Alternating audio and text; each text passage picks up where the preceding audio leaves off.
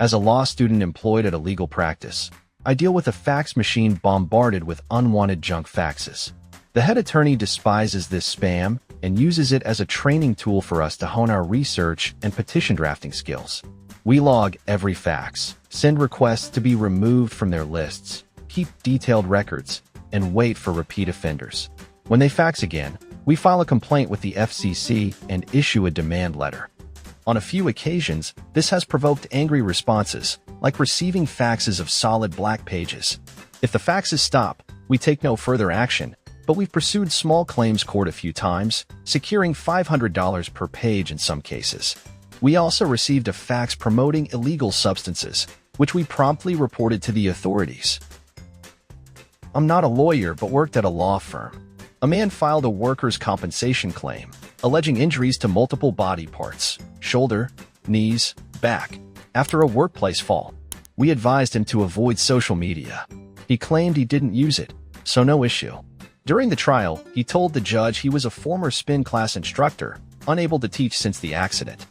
However, the insurance company's extensive surveillance footage revealed him actively teaching and energetically cycling in spin classes. How did they know he was still teaching? He had posted his complete class schedule on his Facebook page. His potentially high-value claim quickly turned into a fraud case against him. Has anyone watched the clip of a man attending a virtual court hearing for driving without a license, only to join the call while driving?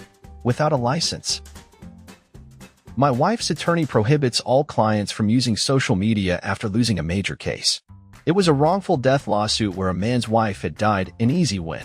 They were close to settling when the opposing side discovered the man's online photos from a club, taken a week after his wife's death, showing him getting a lap dance and a shirt reading, "I love MILFs."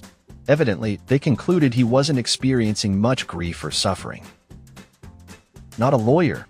I worked as a legal assistant during college. I'm still amazed this case reached trial. A woman claimed she slipped and fell at a chain restaurant, severely injuring her back and demanding a large settlement.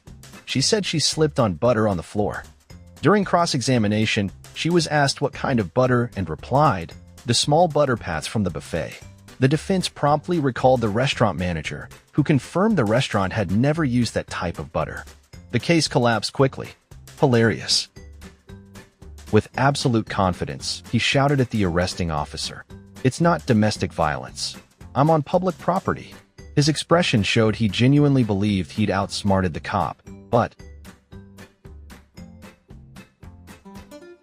a client faced DUI charges and was required by police to provide a urine sample on the shoulder of a bustling interstate. Any compassion the jury might have felt for the defendant vanished when he dozed off during the playback of the traffic stop video. He'd been partying all night before the trial. He was convicted. Then, he misrepresented to the judge what substances would appear in his drug test, resulting in his sentence being doubled.